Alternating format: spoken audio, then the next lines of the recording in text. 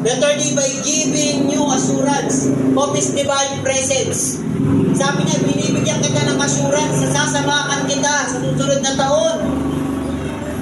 Sabi niya, for I am with you. The greatest promise of God is, sinasabi niya, I am with you. Pinakamatinding pangako ng Diyos, hindi lang prosperity, pero yung presensya niya, na sinabi niya, I am with you.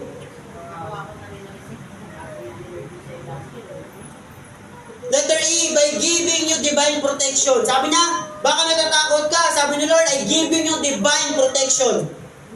I will rescue you. Nire-rescue kita sa lahat ng mga pagsubok na daraan sa buhay mo. Sa lahat ng mga tao makakasakit sa iyo. Sa lahat ng mga bagay. Iiwas ka ni Lord. Amin po ba? So, in letter F, by giving you power through His word. Then the Lord raised you out His hands and touched His my mouth and said to me, I have put my words in your mouth. Sabi ni Lord, natatakot ka, ilalagay ko na lang yung salita ko sa bibig ko. Para may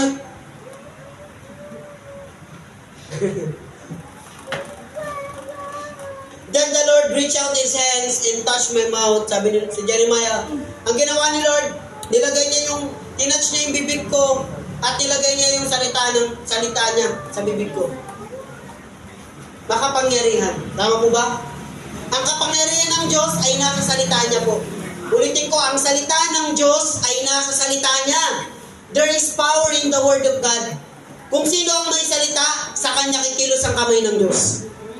Ulitin ko, kung sino ang may salita, sa kanya kikilos ang salita ng Diyos. Ang kamay ng Diyos sa kanya.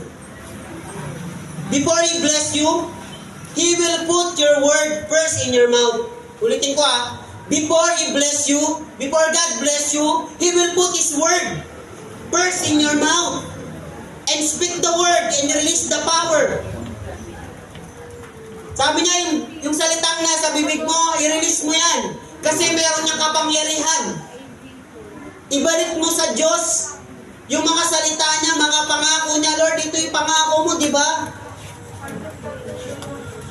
Pag manalangin ka, Lord, pangako mo sa amin. There is power in the Word of God. Kaya release this morning, release the Word of God in your mouth. Pray the Word of God. Release the power from your tongue. Don't say negative words. Kasi it will release in your life. Amen po ba? So pangapat, in the last, the scope of God's purpose. Ang saklaw ng layunin ng Diyos. Ibig sabihin, may scope siya. The scope of God's purpose. Sabi niya, see, today I appointed you over the nations and kingdom to uproot and tear down, to destroy and overthrow and to build and to plant. So ano yung purpose ni Lord sa buhay ni Jeremiah? 3 dimension of God's purpose in your life. May 3 dimension ang purpose ni Lord sa buhay mo. Number one po is to uproot o tear down. Meron kang purpose sa'yo ni Lord, mag-alis at magwasak. Sabihin, may wawasakin kang, may aalisin ka, o magbagsak na mga bagay na hindi para sa Diyos. Kaya mong magbagsak, kaya mong mag-alis, ayaw mo lang alisin.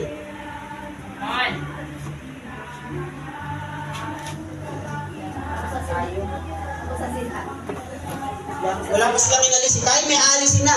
Diba? Ayaw nilang alisin tayo, aalisin natin. Diba? Approve. Sabihin, ikaw pala, tignan mo yung katabi mo, tignan mo. May kapangyarihan pala yan na mag-alis, na magbagsak ng mga stronghold. Sabihin, hindi lang gagamitin ka pala. You have the power to remove. You have the power to tear down the strongholds. The arguments of strongholds sa isip. Alam mo ba, kalaban mo, isip mo. Diyan pumapasok ang demonyo sa isip mo eh. Kaya kaalisin mo na yung lumang mindset mo. Kaya sabi, mindset is the greatest asset for 2024. Di ba Jeremiah, sabi sa Tagalog, ang dating Biblia, di ang dating Tagalog eh. Sige po, doon pa lang. Pangalawa, tingnan mo, tingnan mo, tingnan. Sabi sa dating Biblia. Tingnan mo, ang aking pinagpuno sa araw na ito, sa mga bansa, sa mga kaharian, upang mag-alis magbagsak, upang magtayo at magtatag. Balik natin po sa ano. Pangalawa, destroy and overthrow. Magsira at magwasak. Una, magbagsak, di ba? Ito naman, magwasak. Magsira. No, sirain mo na. Ano ba yung dapat mong sirain? Para hindi tayo masira. At magwasak. Pangatlo is to build and to plan. Sabi ni Lord kay Jeremiah, meron ka niyan. Meron kang kapangyarihan magtayo ay ng purpose ko sa'yo. Magtatayo ka. Sabi mo nga, magtatayo ka daw. And to plan, magtatanim ka din. Magtayo at magtatag. Sabi niya, meron ka niyan. Purpose mo yan, yung magtayo ka at magtanim ka. Kaya nga this year, papasok tayo sa bagong hamon ng church, sa direction ng church natin for 30 years. Di ba, magtatayo tayo ng maraming simbahan. Amin po ba? Parang imposible. Parang napaka-imposible, kakaunti lang natin. Pero walang imposible sa Diyos. Walang imposible sa Diyos. Walang mahirap sa Diyos. Alam ba ninyo na may taong hindi lang na-miss ang purpose ni Lord, kundi kinalaban pa nila ang purpose ni Lord sa buhay nila. Ulitin ko ha. Alam ba ninyo na may mga taong hindi lang na-miss yung purpose ni Lord, kundi kinalaban pa nila ang purpose ni Lord sa buhay nila. Ayun yung masakit. Yung kinakalaban mo yung purpose mo. Dapat yung mga taong ito, si Paul, alam mo, kung hindi nila kinalaban ang purpose ni Lord, dapat sila si Paul. Dapat sila si Peter. Sila si John. Sila si James.